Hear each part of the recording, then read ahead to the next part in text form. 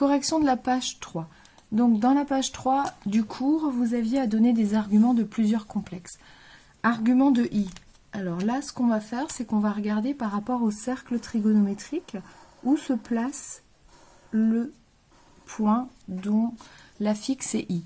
Le point dont la fixe est i est placé ici. Ce qui fait qu'un argument de i, donc je rappelle, c'est l'angle entre le vecteur u et le vecteur o, ce point-là, si je l'appelle a, ben ici, l'angle est de pi sur 2. Donc un argument de pi est pi sur 2, mais peut-être n'importe quelle mesure modulo de pi. Un argument du complexe 1. Alors le complexe 1, il est placé ici, donc le point B a pour affixe 1. L'angle entre le vecteur u et le vecteur OB est de 0. Donc un argument du complexe 1, c'est 0. Ou alors, ça peut également être 2π. Ou alors 4π, etc. Ou moins 2π, moins 4π. Ensuite, un argument de moins 1. Moins 1 est placé diamétralement opposé au point B. Donc on a le point C d'affixe moins 1. Un angle entre le vecteur U et le vecteur OC est pi. Donc un argument de moins 1, on va retrouver pi. Mais on va également retrouver moins pi, ou alors 3pi, etc. Un argument de 3i. Alors, quelle est la différence entre i, 3i? Ben, le point va être toujours situé sur l'axe des ordonnées, beaucoup plus haut. Mais l'angle va rester le même. Donc le 3 ne va avoir aucune influence ici sur l'argument de ce complexe. Donc un argument de 3i va être, comme précédemment pour un argument de i, pi sur 2. Ou alors moins 3pi sur 2, pi sur 2 plus 2pi, etc. Un argument de moins 3 est placé sur l'axe des abscisses. Il est placé donc approximativement ici. Le point D qui repère, qui a comme affixe moins 3, l'angle entre le vecteur U et le vecteur OD va être également de pi. Donc moins 3, moins 1, un argument va être pi, moins pi, 3pi, moins 3pi, etc. La forme trigonométrique maintenant du complexe 1 moins i.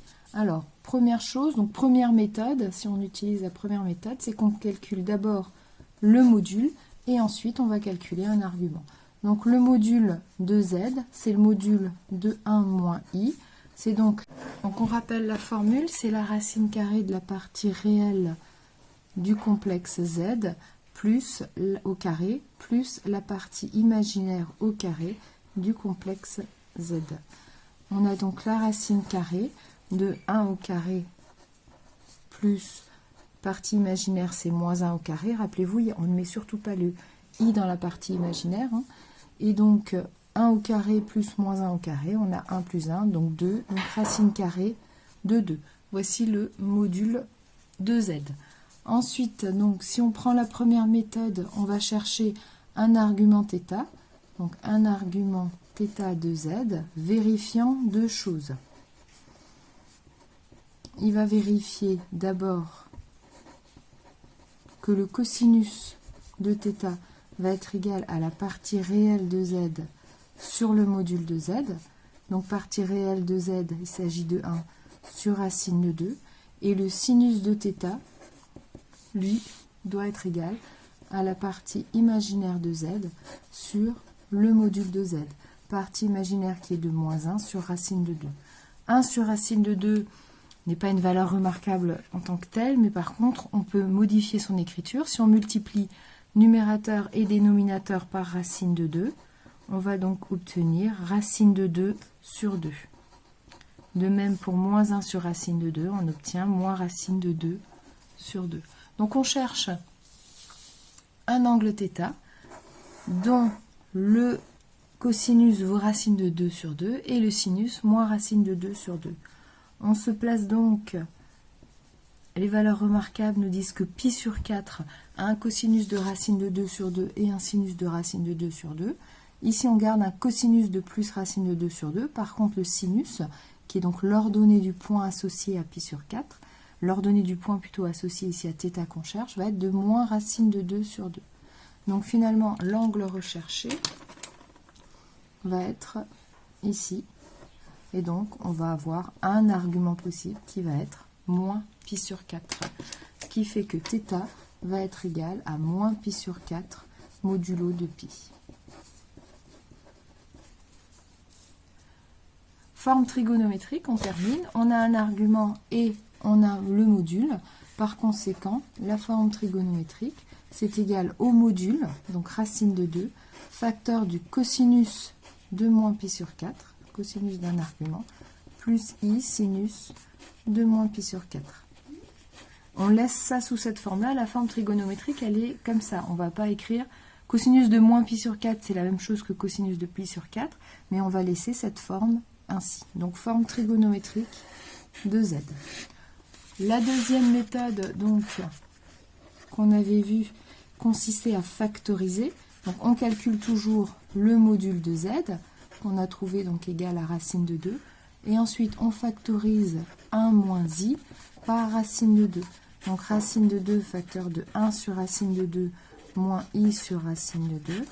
Donc, racine de 2, facteur, par les mêmes explications que précédemment. Là, c'est un peu plus rapide, mais derrière ça, il y a quand même des calculs, des modifications d'écriture. Et racine de 2 sur 2 moins racine de 2 sur 2, on peut remplacer ça par cosinus de moins pi sur 4 et sinus de moins pi sur 4. Alors maintenant, on a la forme algébrique et on veut déterminer. Donc maintenant, deuxième exemple, on a la forme trigonométrique et on vous demande la forme algébrique. Donc là, il s'agit simplement de remplacer cosinus 5pi sur 6 et sinus 5pi sur 6 par leur valeur. Donc c'est pour ça qu'il faut bien connaître les valeurs remarquables. 5pi sur 6, déjà, il faut l'associer à un angle remarquable. Ici, ça va être pi sur 6, donc on peut le voir comme étant pi moins pi sur 6. Pi sur 6 est un angle dont le sinus vaut 1/2. Donc il est situé ici. 5 pi sur 6, donc c'est pi moins pi sur 6, on va le retrouver à cet endroit-là. Donc le sinus de 5 pi sur 6 va être le même que le sinus de pi sur 6. Donc sinus de 5 pi sur 6, on va retrouver 1/2. Le cosinus de 5 pi sur 6, lui par contre, va être opposé au cosinus de pi sur 6. Cosinus de pi sur 6, racine de 3 sur 2. Donc le cosinus de 5 pi sur 6, ce sera moins racine de 3 sur 2. Et donc maintenant, on remplace et on développe. Donc 2 facteurs de moins racine de 3 sur 2, plus i fois 1/2. On a donc moins 2 fois racine de 3 sur 2. On peut simplifier, on obtient moins racine de 3. Plus 2 fois i fois 1/2, 2 fois 1/2 ça fait 1, plus i. Forme algébrique du complexe Z. Les autres exemples, on vous demande si ces nombres sont sous leur forme trigonométrique. Donc ce qu'il faut bien retenir, c'est que la forme trigonométrique, c'est R, facteur de cosinus θ, plus i sinus θ. Donc première chose à voir, c'est est-ce que R est bien un module? Qu'est-ce qui fait que R ne pourrait pas être un module? Un module ici, c'est du complexe Z, c'est la longueur entre l'origine du repère et le point M. Donc forcément, ce nombre-là va être positif. Donc première chose, ici on voit que il n'est pas positif, là il l'est, là devant il y a effectivement un nombre a priori positif, mais on reviendra sur ce dernier exemple. Alors, moins racine de 2 n'est pas positif, donc il y a un problème. Donc il va falloir qu'on l'écrive un peu différemment. Donc on va avoir moins 1 fois racine de 2. Donc racine de 2, facteur de moins cosinus pi sur 4, plus moins, donc moins i sinus pi sur 4. Sauf que là, on doit avoir cos θ plus i sinus θ. Donc il va encore falloir modifier cette écriture. Si on fait notre cercle trigonométrique, pi sur 4 est ici, cosinus et sinus sont positifs.